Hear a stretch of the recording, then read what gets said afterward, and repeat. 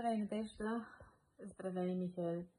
Аз искам да ви благодаря за това, че от началото до края така ме придружавахте в начинанието да търся жилище в България, да го купя, дори да го обзаведа.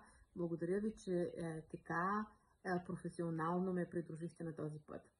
Надежда, още от началото, като те чух по телефона, ти знаеш, аз живея в Германия и е трудно да се намери някой човек, брокер, на който да се разчита, на който да се има доверие. Но в тебе намерих още от началото, самото начало някой, който е много съзнателен, който много бързо отговаря на въпросите ми, който слуша аз какво търся и точно по този начин ти ми прати такива жилища, които аз търсех. И по този начин си намерих моето жилище на мечтите ми.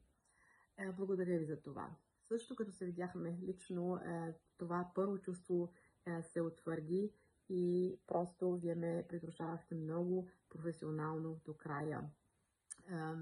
Вие отговаряте на всеки въпрос, също така ни помагахте за неща, които не знаехме как са в България и нямахме възможността.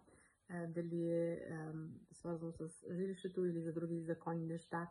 Винаги питахте адвокати, нотариуси, просто хората, които могат да ни помогнат. Това благодаря още един път. Аз с чиста съвест мога да ви препоръчам на всички, които търсят жилище и просто трябва да ви изберат вас, тъй като вие сте много професионални с Михаил и аз просто се радвам и се надявам да поддържаме контакти за в бъдеще. Всичко хубаво и успех по-нататък!